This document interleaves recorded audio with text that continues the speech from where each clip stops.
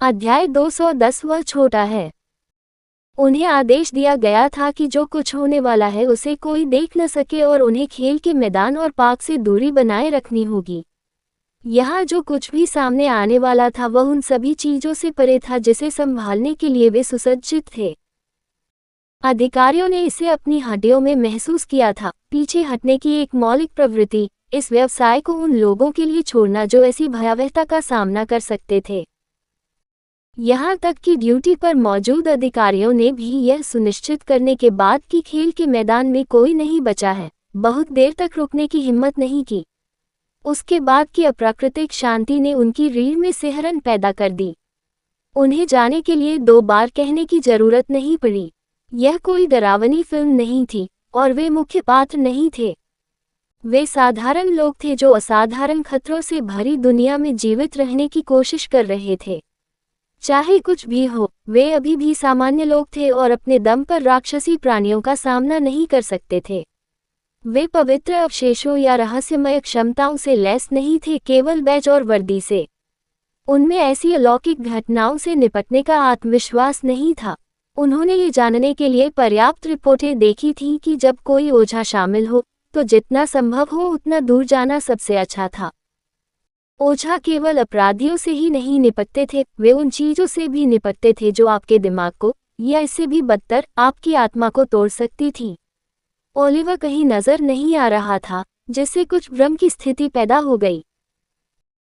घटनास्थल पर मौजूद पुलिस प्रमुख उसे वापस बुलाने से खुद को नहीं रोक सके, जिस पर उन्होंने बस इतना कहा कि उन्हें अब और परेशान नहीं करना चाहिए और खुद को भी खाली कर लेना चाहिए। हालांकि मुखिया बेचैन था, उसकी नसें चरम पर थीं।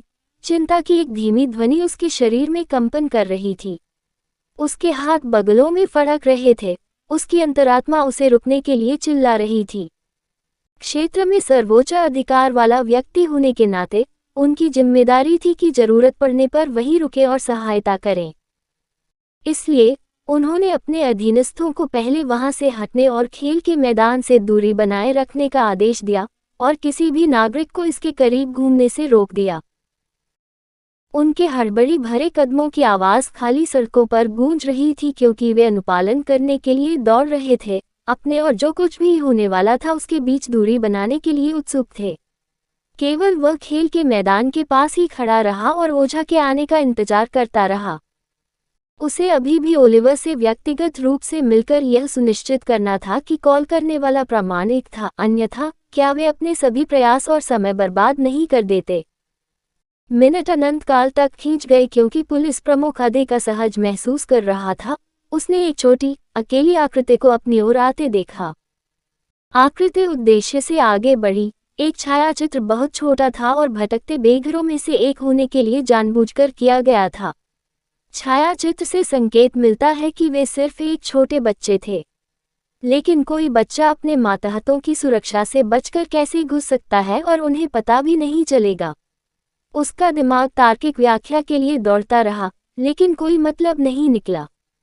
स्वाभाविक रूप से उसे यह विश्वास करने की इच्छा हुई कि दूसरे व्यक्ति की पहचान वही थी जो वह अपेक्षा करता था।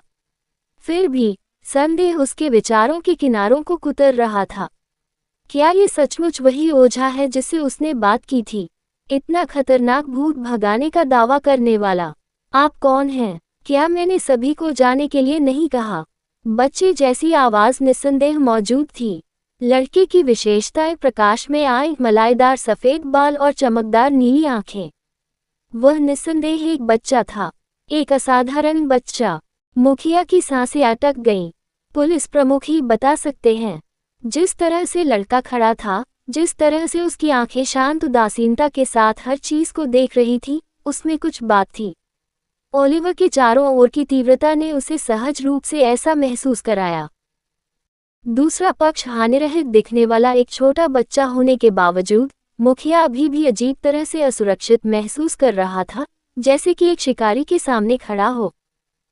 जिस तरह से लड़के ने खुद को आगे बढ़ाया, उसमें कुछ हिंसक था, जैसे कि उस मासूम चेहरे के नीचे कहीं अधिक पुराना, कहीं अधिक खतरनाक कुछ था।